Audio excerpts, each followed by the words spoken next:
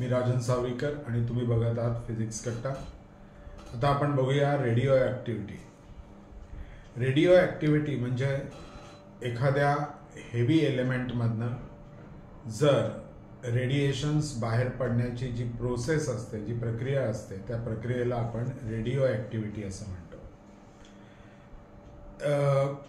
याची डेफिनेशन बघायची झाली तर decay of atomic nuclei with the emission of helium nuclei or electrons and high energy photons। म्हणजे कुठल्याही ॲटॉमिक न्यूक्लियस मधनं जर हेलियम न्यूक्लियाय सारखे काही पार्टिकल्स, इलेक्ट्रॉन्स सारखे काही पार्टिकल्स किंवा फोटॉन्स जर बाहेर पडत असतील तर त्या प्रोसेसला आपण रेडिओ ॲक्टिव्हिटी असं म्हणतो। आता हेलियम न्यूक्लियाय काय प्रकार आहे तर अल्फा पार्टिकल्स, इलेक्ट्रॉन्स काय प्रकार आहे तर बीटा पार्टिकल्स, आणि रेडिएशन एनर्जी फोटॉन्स म्हणजे रेडिएशन्स म्हणजेच गॅमा रेज। सो ह्या तिन्ही पद्धतीचे जर गोष्टी त्या न्यूक्लियसमधनं बाहेर पडत असतील तर त्याला आपण रेडिओ ॲक्टिव्हिटी असं म्हणतो।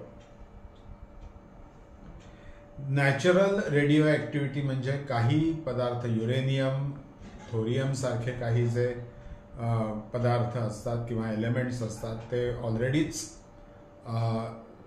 ते काय करत असतात, रेडिएशन्स बाहेर टाकत असतात।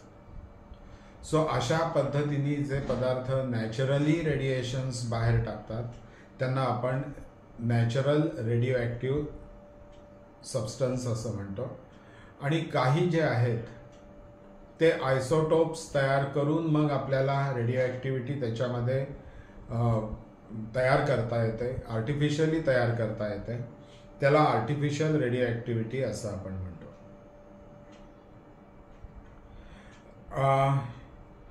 दुसरा एक प्रकार आहे इंड्यूस्ड रेडिओ ॲक्टिव्हिटी। याला आपण असं म्हणता येईल की phenomenon of artificial radioactivity that persist long after bombardment with fast moving particle ceases is called induced radioactivity. आणि ह्याला इंड्यूस्ड रेडिओ ॲक्टिव्हिटीचा प्रकार हा फारसा आपण अभ्यास करत नाही त्याचा। आपल्याकडे दोनच आहेत, आर्टिफिशियल आणि नॅचरल रेडिओ ॲक्टिव्हिटीचा आपण जास्त अभ्यास करतो। आता याच्यामध्ये पहिल्यांदाच आपण सांगितलं हेलियम न्यूक्लियाय म्हणजेच काय तर अल्फा पार्टिकल्स। तर आपण थोड्याशा त्याच्या प्रॉपर्टीज बघूया अल्फा पार्टिकलच्या। हेलियम ॲटम सारखी त्याचं कन्सिस्ट असतात, त्या त्याच्यासारख्याच दिसतात, ते हेलियम सारखंच त्याचं मास असतं, म्हणून त्याला आपण हेलियम ॲटम्स असं म्हटलेलं आहे। ते alpha particles are deflected by electric field,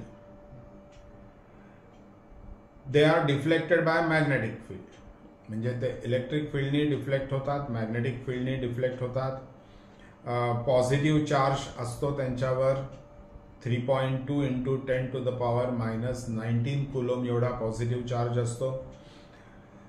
त्यांची वेलॉसिटी जी आहे 10% of the velocity of light.